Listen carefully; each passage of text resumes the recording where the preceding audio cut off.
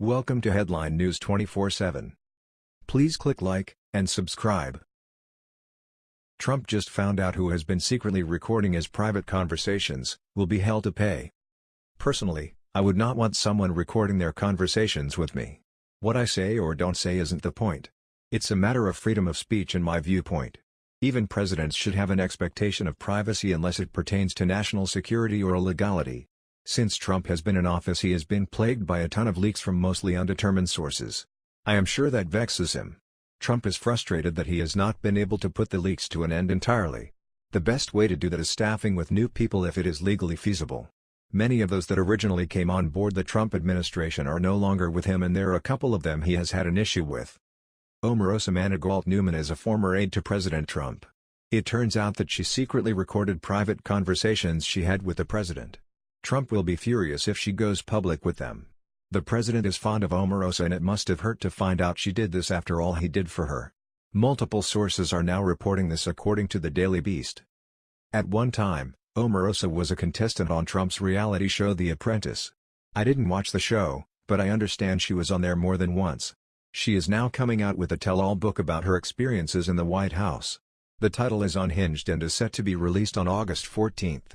The title alone does not bode well, and it is sure to be a hot topic on media and for sales in general. If this is true, and it probably is, Omarosa would not be the only person to have recorded her interactions with the president. Trump's longtime attorney, Michael Cohen, also recorded private conversations with President Trump. I'm not an attorney, but that would seem to violate client-attorney privilege. One such recording was recently released and revealed Trump discussing possible payment to a former Playboy model with whom he was accused of having an affair. But according to Rudy Giuliani, who now represents the president, the tape was modified. That matters for context and for legal ramifications as well. The White House is understandably not commenting on any of this at this time. From the Daily Beast.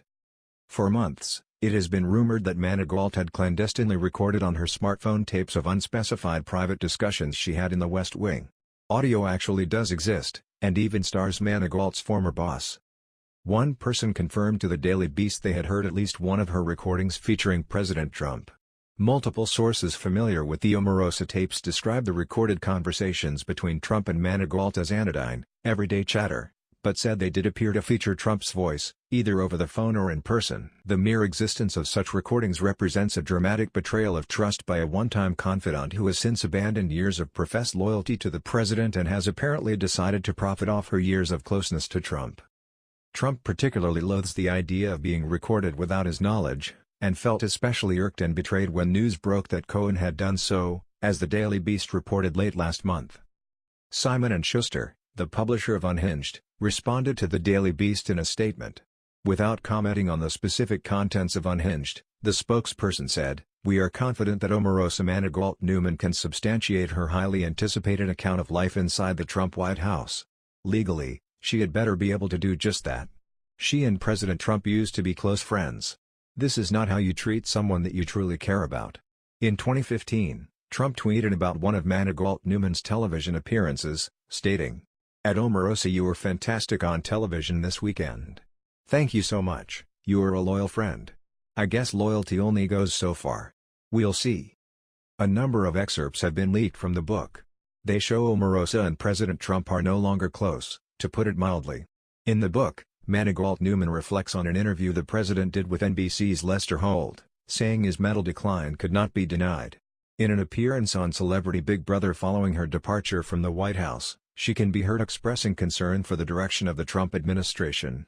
"No, it's not going to be okay, it's not, it's so bad," she said. "I have also seen her on liberal outlets talking about the Trump presidency. I doubt this will end well for her, and it's a shame."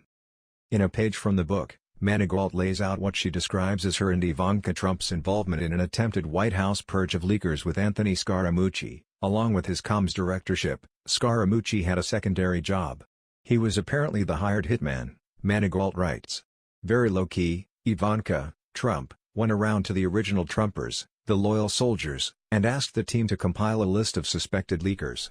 I'd already said my piece about Katie Walsh directly to Donald, and she'd been let go. But Ivanka wanted a new list, and, once she had it, she would give it to Scaramucci, so he could fire them all. The final list that was texted to me on July 22 had 10 names on it." The White House has declined to weigh in on Managalt's latest claims, as I stated before. However, White House Principal Deputy Press Secretary Raj Shah told reporters in the briefing room back in February, "Omarosa was fired 3 times on The Apprentice, and this is the 4th time we let her go." He added, "She had limited contact with the president while here, and she has no contact now. There will surely be hell to pay when the book comes out." That was the news. We thought you might be interested in knowing about this. Please click like and subscribe. Thank you.